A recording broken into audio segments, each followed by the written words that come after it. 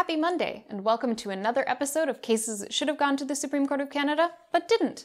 Today, we're talking about international money laundering.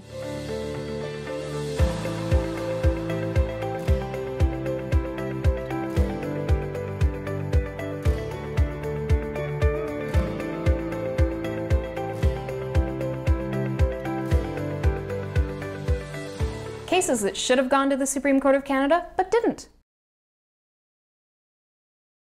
George Georgiou, and let's just pause and think about how great that name is, was convicted in the United States of conspiracy and fraud.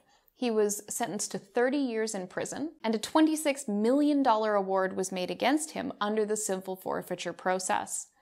Ultimately, under an agreement between various countries, the Royal Bank of Canada discovered an account in the name of a Mr. Emanuel that it believed in fact belonged to Mr. Georgiou.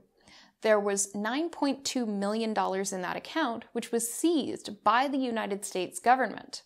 Mr. Emanuel tried to get his money back and was unsuccessful. Mr. Georgiou applied to the court for an order that the seizure was invalid, that the account didn't belong to him, and that the money needed to be returned. I find it kind of interesting that Mr. Georgiou is applying to the court for the seizure of Mr. Emanuel's money, but that fact aside, it raises very interesting questions, and the Supreme Court of Canada denied leave to hear the appeal of Mr. Georgiou's unsuccessful claim to have the funds returned.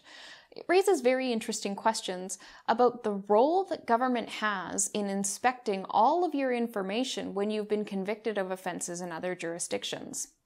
There are certain agreements between countries that police cooperate with one another, and that those agreements can work to the effect that $9.2 million registered in somebody else's name can be seized merely on a suspicion that it belongs to somebody who's been convicted of an offense and given a huge sentence that you wouldn't see in Canadian law in the United States seems a little bit heavy-handed.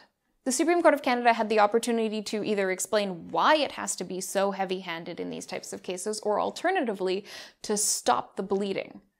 And unfortunately, the Supreme Court of Canada didn't do either. They denied leave, leaving the door open for these agreements between multiple countries to be used to seize potentially the lawfully owned assets of people who are otherwise unaware of unlawful conduct of people they don't even know.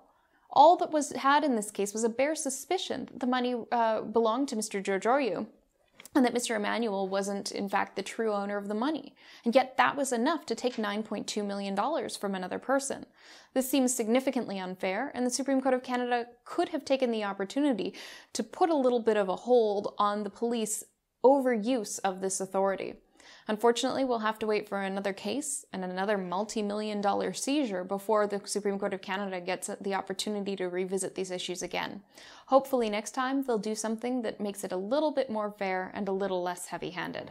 You're watching Cases That Should Have Gone to the Supreme Court of Canada, but Didn't. Thanks for tuning in to another episode of Cases That Should Have Gone to the Supreme Court of Canada, but Didn't. I'm Kyla Lee at Acumen Law Corporation. Thank you to Brazen Bull Creative for putting together these videos. Like, subscribe, share with your friends.